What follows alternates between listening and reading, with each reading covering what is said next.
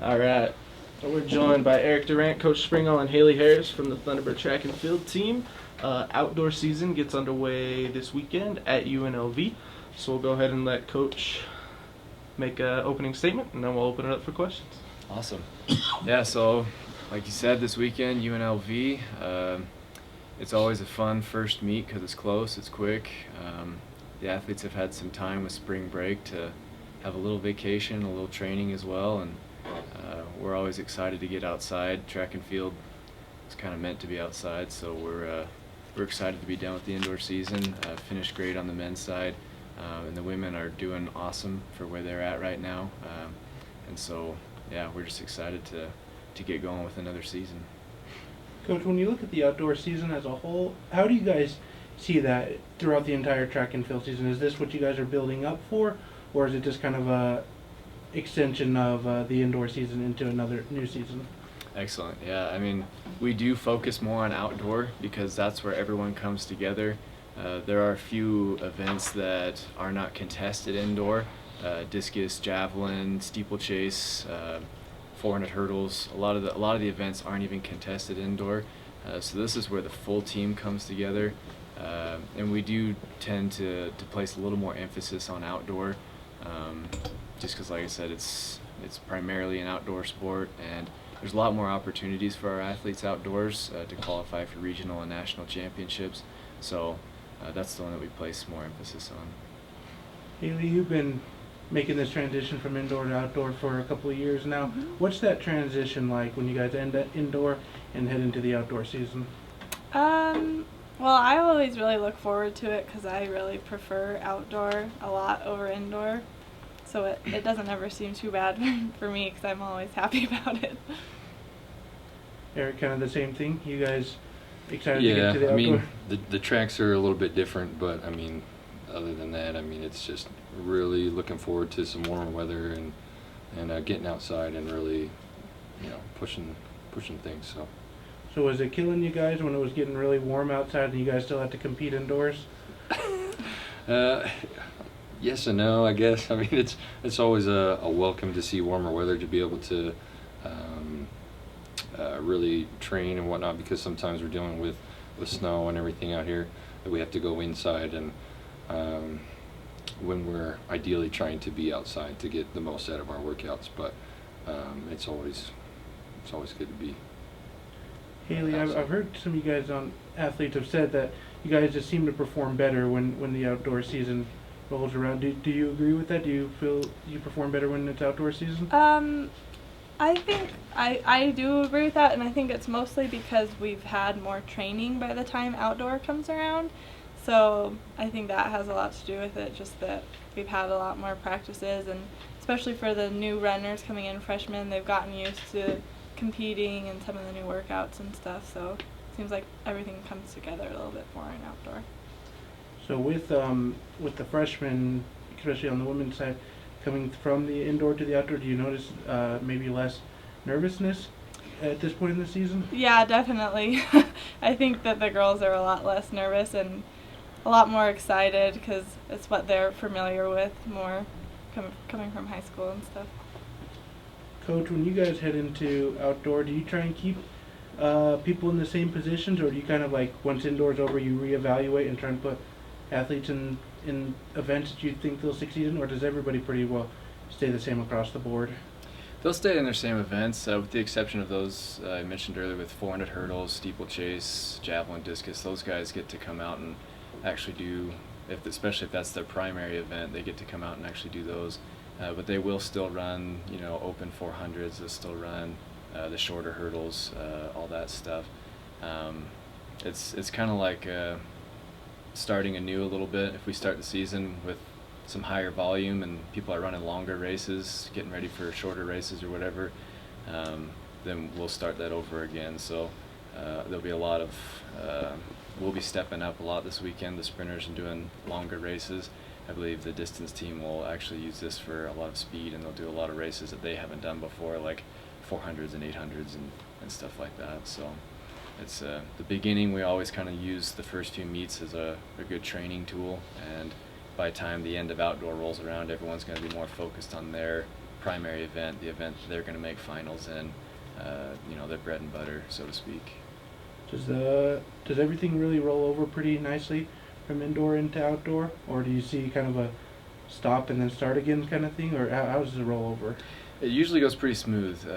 For example, if you have a 400 runner and they're just running 50 flat is what they ended the indoor season at, usually they can come out and either pick up right where they left off or go a little bit faster and just keep rolling, getting faster and faster, because like Haley mentioned, we've got a lot more training under our belts at this point in the season than indoor. Indoor, you just have a month or two, and now at this point we're a few months in, and that extra training really goes a long way for most track athletes.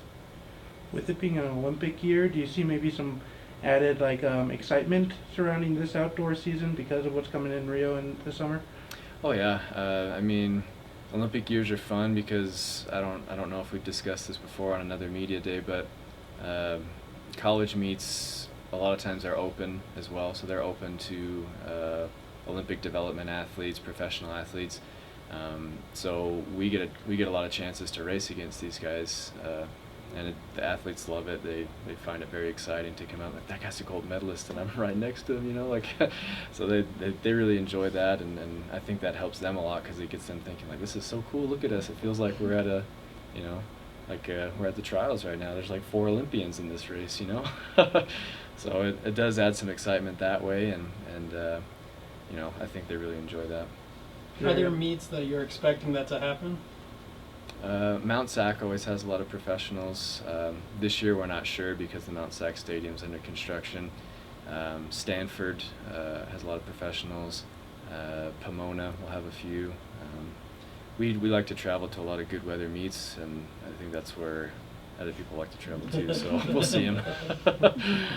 We'll see them. What's the level of competition you expect at UNLV? Are there a lot of teams there? UNLV is usually going to be UVU, I believe Alaska, Anchorage. Weber State has been there in the past. Obviously UNLV's women's team. And am I missing anybody? There's usually some kind of off-the-wall schools you never heard of. Somebody might say that. UNLV will probably be a lower key meet for us compared to a lot of the California meets and all that. But it's perfect for an opener. It's nice to get out and just do our thing and not worry about a gold medalist in lane 3 or anything. So. You mentioned that competing against some Olympians. Are there any athletes on the team who are maybe trying to knock on the door and get to an Olympic trial or something like that? Well, I'm not sure where Mike Tate sits in the realm of Canada. I follow USA a lot, but we have a couple Canadians on the team, so I don't know where he sits in Canada's Olympic qualifying system. But right now, I don't think we have anybody that would be hitting automatic qualifiers for USA's.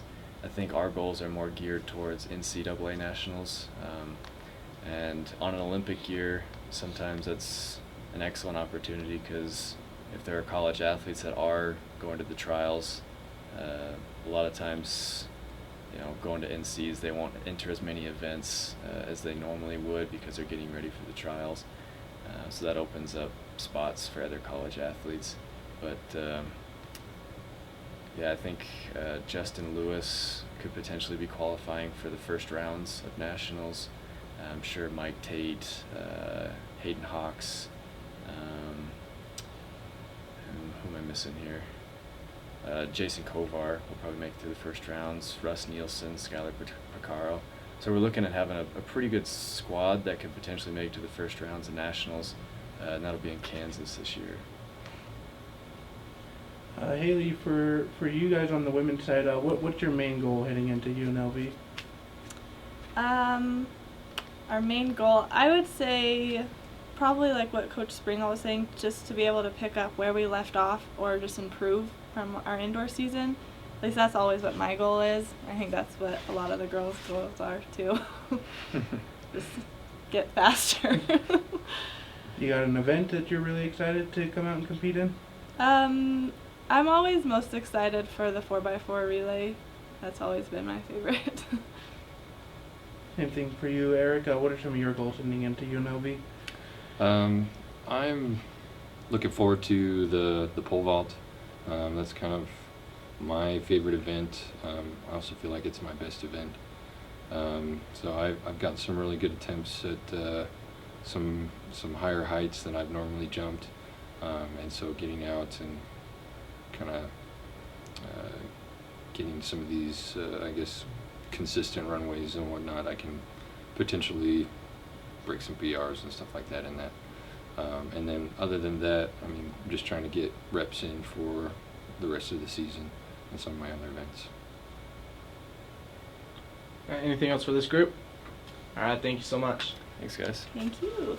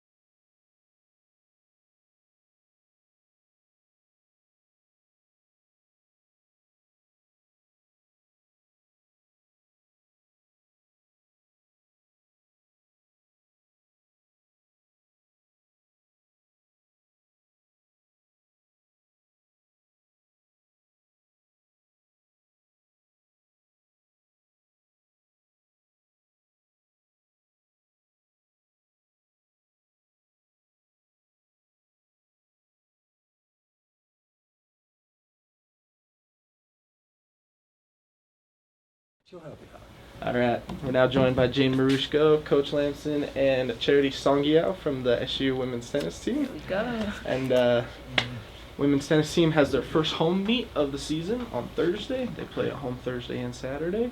So we'll go ahead and let Coach kind of make an opening statement. And then Well, thank goodness we're at home. We're, Yeah. we're tired of traveling. Sure.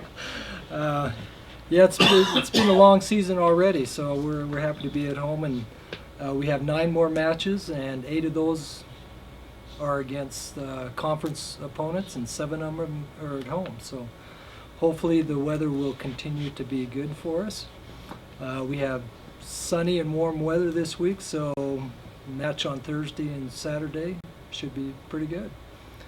But we're excited to play at home finally. So. Are there any advantages to opening up a season without a home match forever? Yes, definitely. What would those be? We don't have to play in the snow if we play away. Yeah, we would have had a difficult time this year, playing at home in February. Yeah. We spent a couple of days out shoveling snow off the courts, so Yeah. that would have been very difficult. It was a good workout. Good body workout. Part of the workout. Yeah. Over Cedar. these past seasons, like playing at home versus away, what have you seen differently? This season, we don't know. We haven't played any home games yet. Yeah, but for past Matches. seasons, though. I think there's a definite advantage. The girls get to sleep in their own beds. The traveling can be a little bit tough, tiring at times. But they do get to eat at Whole Foods and different He pays for our restaurants. lunch, so that's pretty cool. No, the atmosphere is definitely helping out. Mhm. Like when we play in some other places, when we have to travel, there are so many people cheering for the teams we play, and so it I kind of feel the pressure when someone's cheering so much for the enemy, and I feel like at home we'll have a lot of support. So for me, it's definitely an advantage. Do you know how many people show up? Because there's no stands. when they go maybe to courts? It's cold. Oh, we'll get some bleachers. You get bleachers out. Yeah, we'll get some out there on the south side. Okay. Yeah. We have a lot of fans that like to stand and walk down the courts, and we're a very active student body. So. Cedar weather presents interesting weather challenges for tennis with the wind. What is that like as players to? Seems like there's always some kind of wind. Definitely. What do you think? I think it took me a really long time to adjust, especially the first semester, with the wind and also the thinner air. It took me I think a month. I was just hitting balls to the net. After a couple rallies, I was out of breath because I wasn't used to the air, and then also the wind wasn't helping. I had to really shorten my toss for my serve because, especially when it was windy, and I have a really high toss, and so that just messed it up, and the ball would go behind me or it'd go really far away. So I think now coming into we're about to play home games, I feel like I've really adjusted, and that kind of gives us kind of one up against these other teams because we're kind of used to all the thinner air for one, and also the wind. We played with some heavy winds yesterday, and then also some today at the last hour of our practice. And in Vegas. Yeah. Just super wind. So it is an advantage. We've had to retrain some of our players, that have had really high tosses on their serve. Mm-hmm. So it's made them a little more compact in their serving.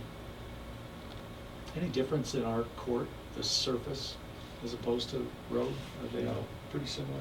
We have a really good facility as far as courts go.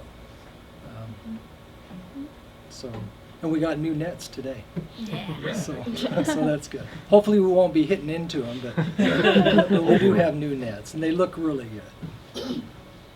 Jane, how do you feel like this season has gone so far?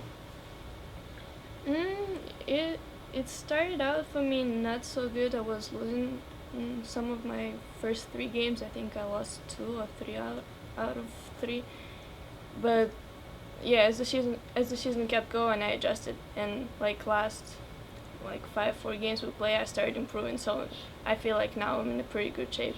So I'm expecting to be winning the last 10 matches that we got. Jane has won more matches than anybody else on the team so far. She's playing really well, and she's playing the number 2 spot in singles, so she has some really tough competition, and she's really doing well. She's improved so much over the last couple of years that we're really happy with her play.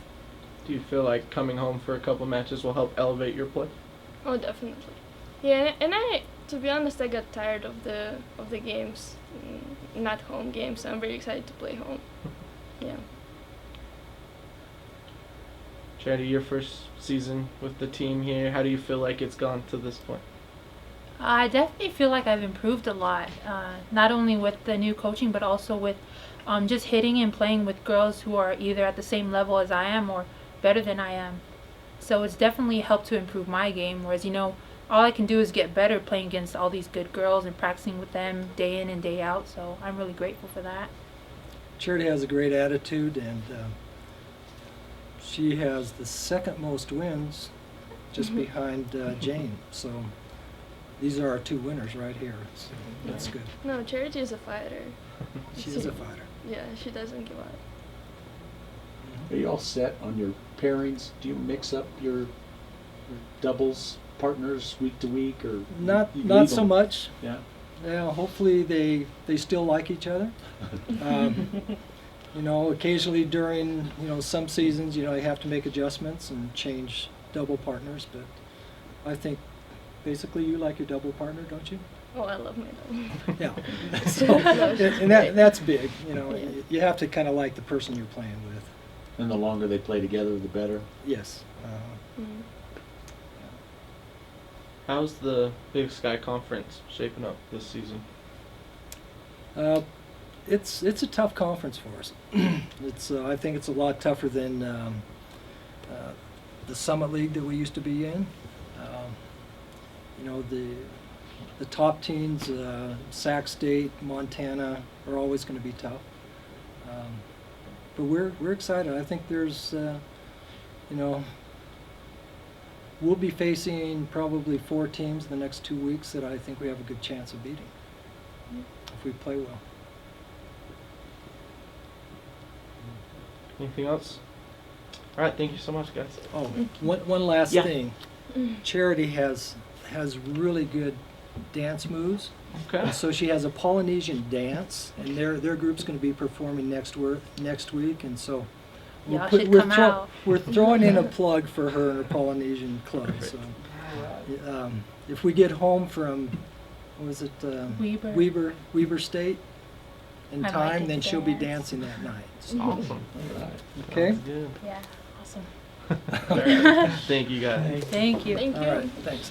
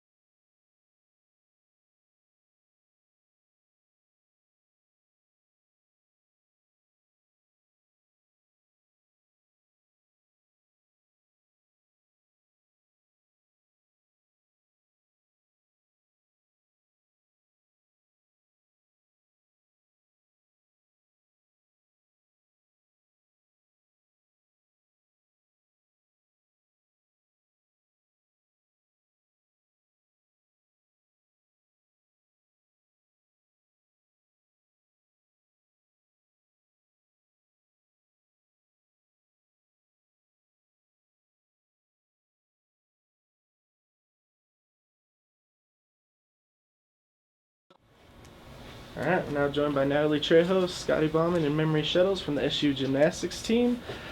Gymnasts will be competing for the Mountain Rim Gymnastics Conference title this weekend in Boise, Idaho. So we'll go ahead and let Scotty make an opening statement, and then we'll open it up for questions. You know, I think we came off of a very good meetup in Boise just a few days ago, even with a lot of crazy things that happened up there.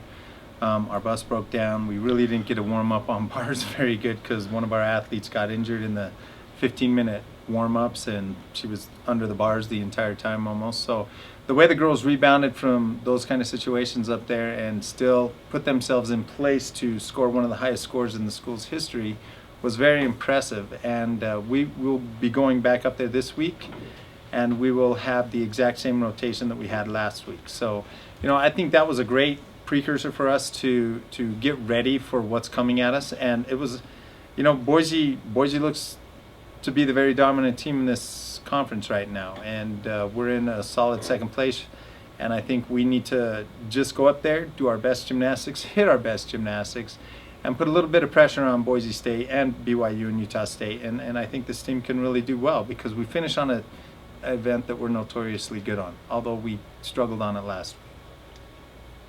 The vault. Yeah, we have scored within a 1/10.5 of a point of the same score all year long. So our technique and the way we do these vaults and the way we've mastered the landings and everything is going to score a certain score almost every single time. It's, you know, we have 2 athletes that can score, you know, close to 9.9s. We have 2 other athletes that can score in the mid 9.8s, and then we have another young athlete that can score a high 9.7. You know, in between all those, it's right around a 49.1, 49, you know, 1.5, 49.2. But we need to be able to do that in the last rotation up in Boise. And we need to find another vaulter because we're probably going to hold Tylee Bizzuto and Karen Gonzalez out in this meet. So this kid looks like she's going to be one of our vaulters next week. And it'll be the first time she's vaulted in her NCAA career. But she's ready. She can do it. What made you choose? Like, first time ever.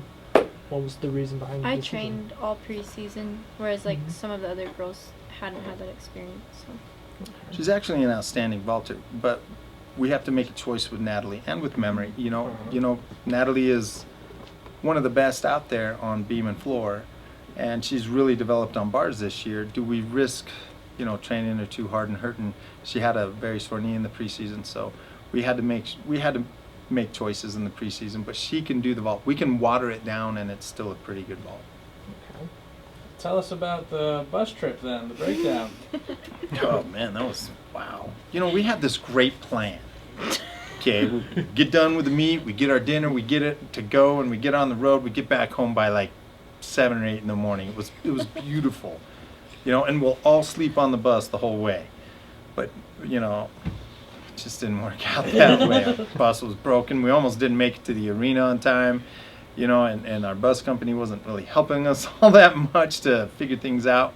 So, in the end, they kind of came through and helped us out. But, it was funny because I wanted the girls to get a good night rest. And they're like, can we just get up and get out of here as soon as that bus gets here?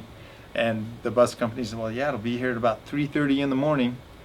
And I couldn't believe it. They all wanted to get out of there. I'm like, all right, let's do it. I'm okay with it. And I'm really glad we did. So it was nice to get back home as early as we could. So are you planning something different then on the trip this time, or? Yeah, we're going to fly this time. Oh, okay. And rent cars. Like, we rented cars anyway. We took a bus and rented cars. So it's going to be the same thing, only without the 21 hours worth of driving in between. Was that always the plan to fly to conference, or was this new? Yeah, no. We wanted them to be much better rested for the conference championships, But as it was, the girls did a great job on the bus. This team's amazing. There's no drama. There's no whining. They just do their thing, and they go about it like real true professionals. They're really good that way. Does it give you any advantage over BYU and Utah State returning to the same gym 2 weeks in a row? They didn't. You are. What do you think? Maybe a little, but maybe if they're gonna, I never mind. No, I think it gives us a huge advantage. Yeah, because we're going with the same people, same rotation, which that's really cool, and it's the same equipment. Like, I'm so excited to go back up there. Yeah, we know we could have done better up there, and we're excited to get a second chance at it too. So I think it gives us a really good advantage. I mean, I don't even know if Utah State went up there this year. I think Boise did. I think BYU did, but I don't think they competed in Taco Bell Arena when they were up there. So, I don't even know if those two teams have been up to Boise this year. So I think it gives us a great advantage. Not so much over Boise, but maybe over BYU and Utah State.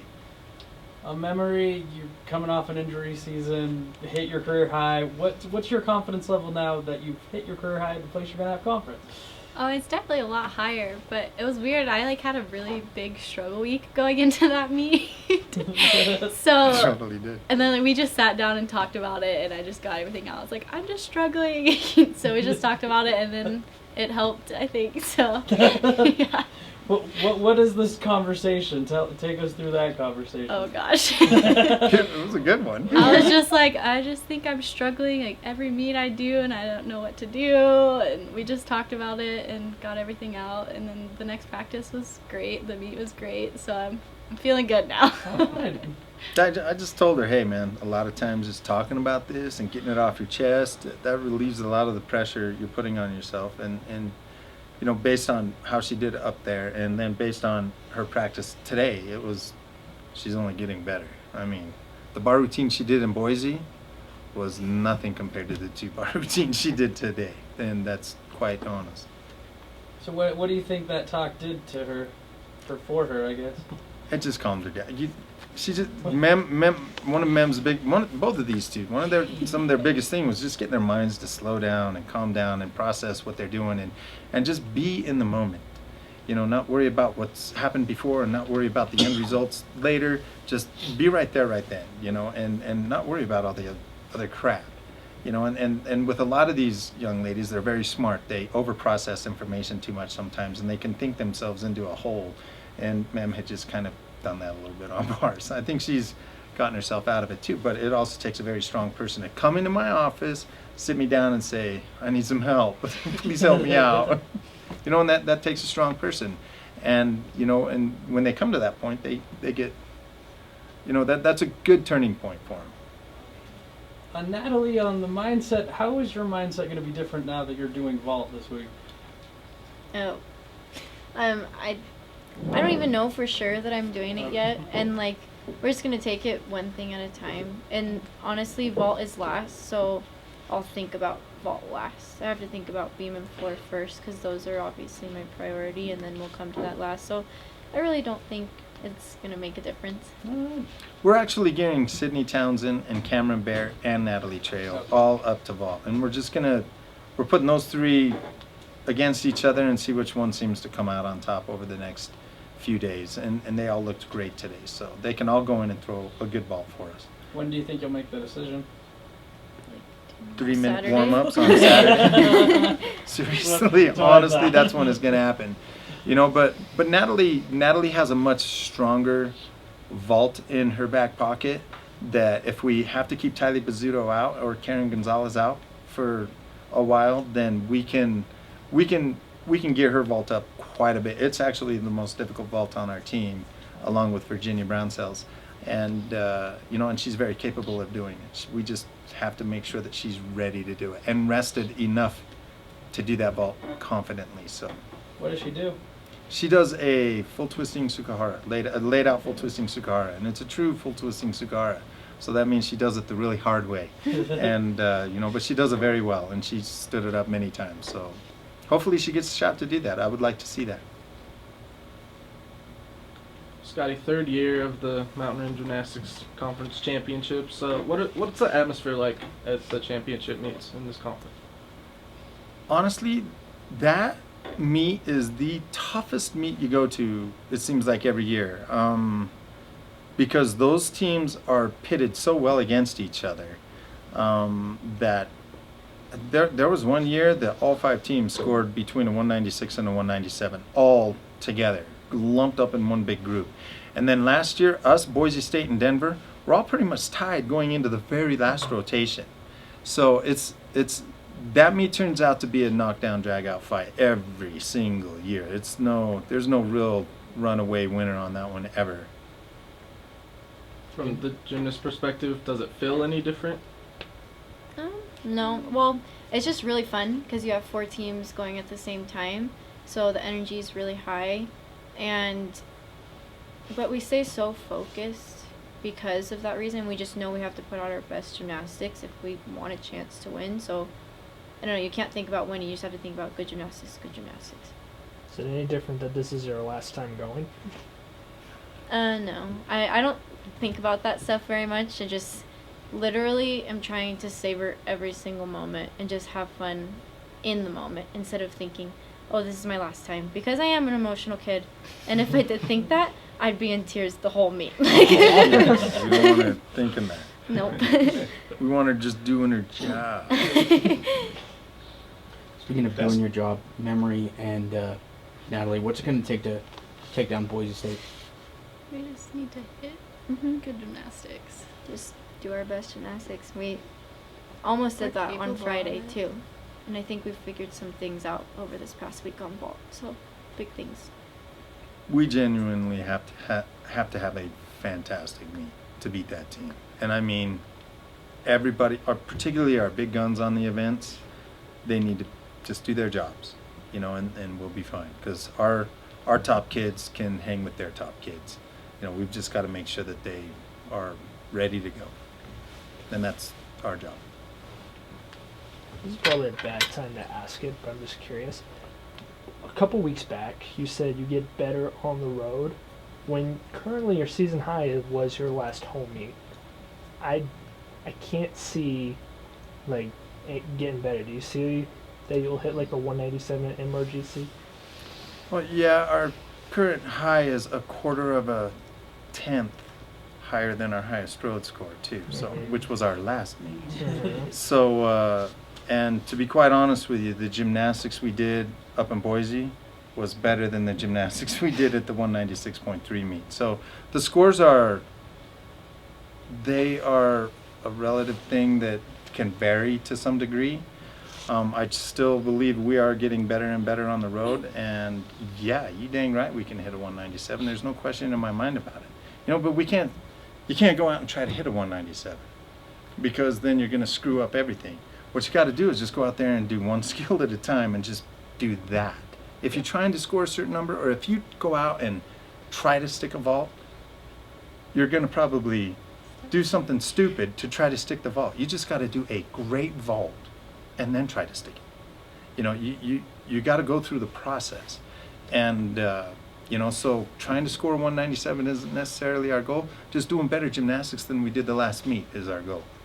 And that goes along with the whole question. We're trying to get better and better and better with each meet. Basketball and football officials get evaluated during the season, and they pick the very best ones to do postseason. Do they do something like that with judges for gymnastics? Yeah, we evaluate those judges every week.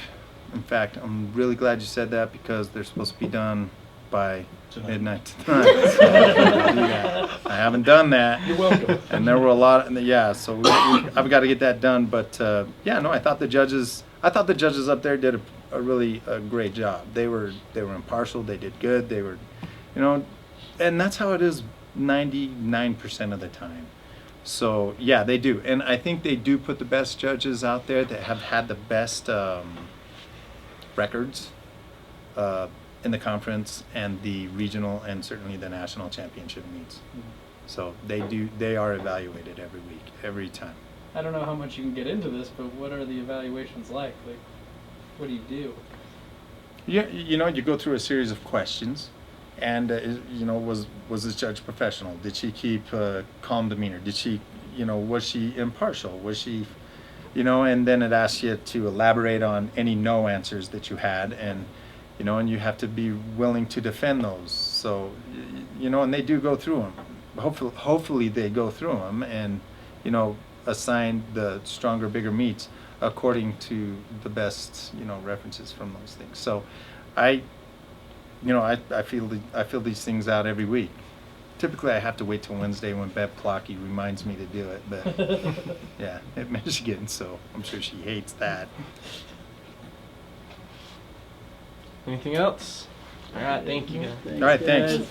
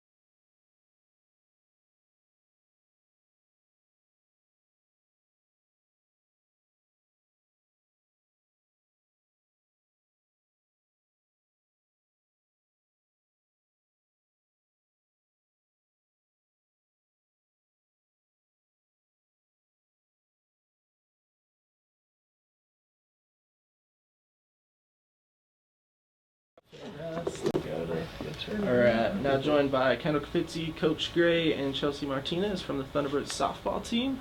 SUU will be in Salt Lake City tomorrow afternoon to take on the University of Utah. That game will be aired on the Pac-12 Mountain Network if anybody wants to tune in. So we'll go ahead and let Coach Gray make an opening statement, and then we'll open it up for questions. Thank you guys all for being here. We really appreciate it. Coming off another weekend where it's pretty rough on us, you know, can't say much other than I'm really proud of the way the girls have continued to battle. We've had great practices the last 2 days.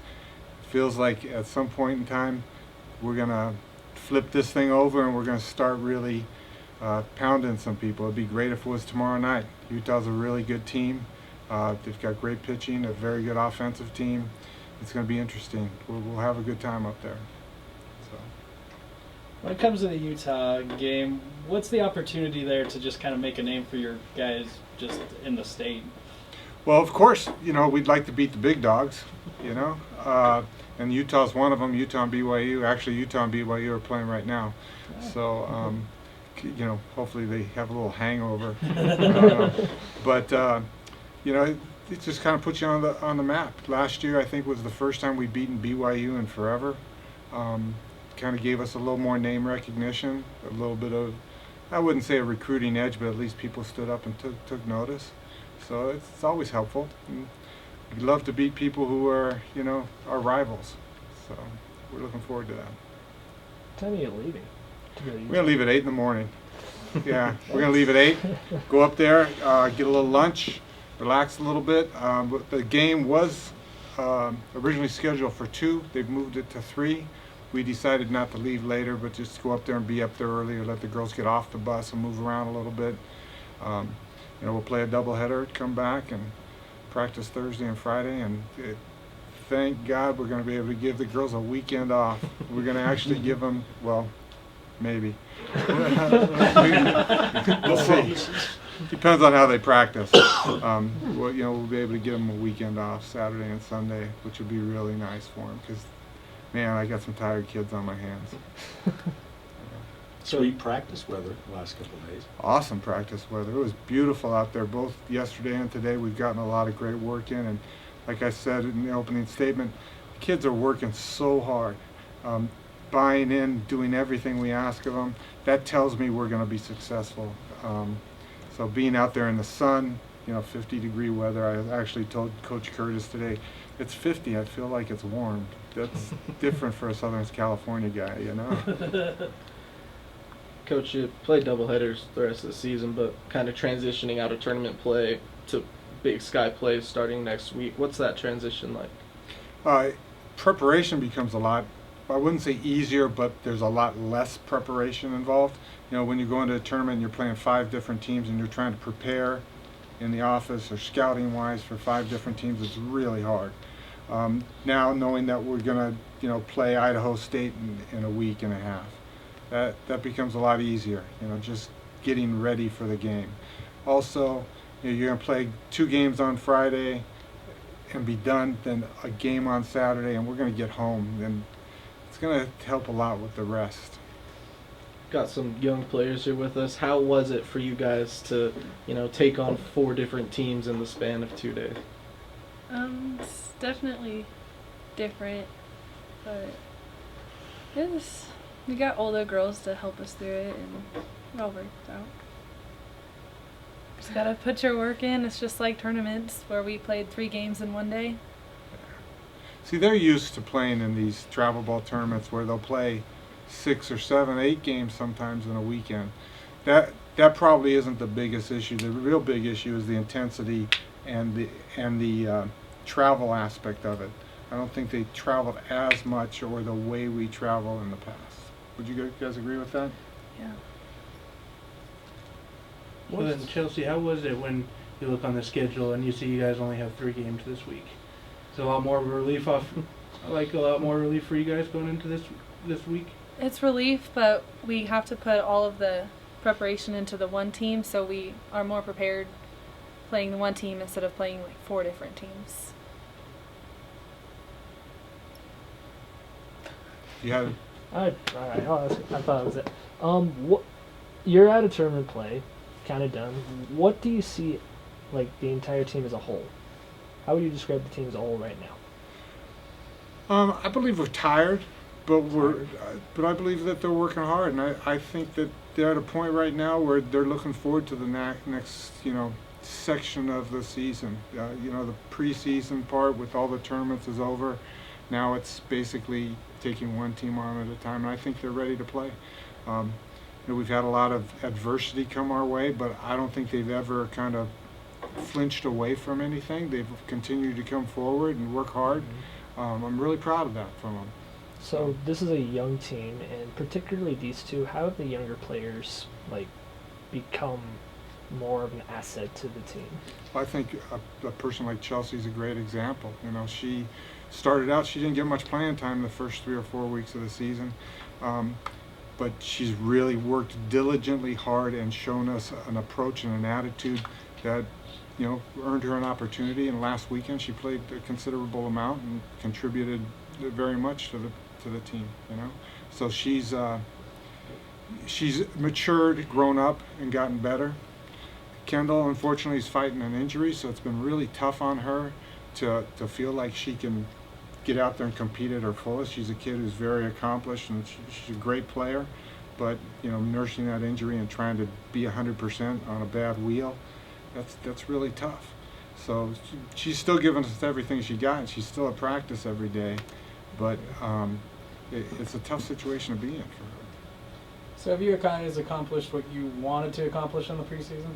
No, honestly, no. I mean, I would like to have been coming out with this preseason with a considerable amount more wins, but I do believe that we're getting close to being prepared for the Big Sky Conference schedule, and that in reality has to be what it's about.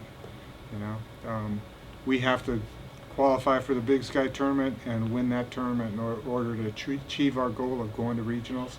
I think we're very, very capable of that. Are you on the right track with preparation? Not too much, not too little.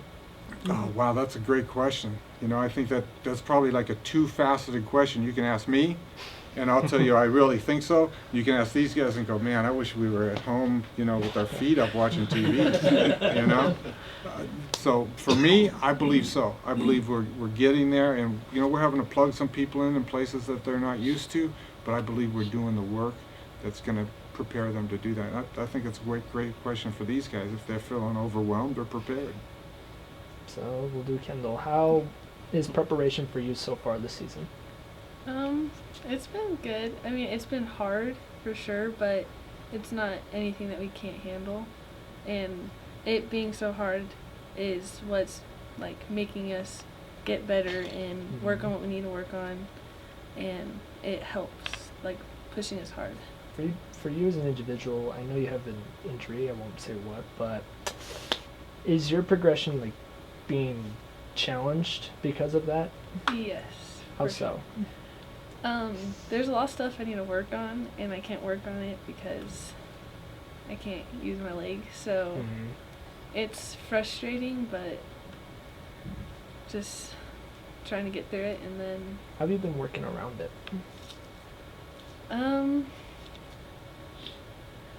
I'm just the way I'm working around it is I'm just trying to like not focus. I'm not focusing on myself, focusing on the team and cheering them on and trying to help as I can. Like I'll throw them like front toss in the cage to help them, or a shag. Just do anything I can do to help them get better. Yeah, both these guys are great teammates, and they'll do whatever it takes. And you know, she's looking for something to occupy her time at practice if she can't do what we're doing, whether it be, you know, help shag balls or feed somebody or whatever it is. She's doing everything she can. She does the same thing. This is the kid who, you know, if she's not in the game now, by trade she's a pitcher, first baseman. But if we're in a game and our catcher was on base and the inning ends, she's the first person out there with the helmet out there warming up our pitcher in between innings. So they're both really great team players. So you haven't played much in 3 to 4 weeks, and now you're starting to get more game time. How has the progression been for you?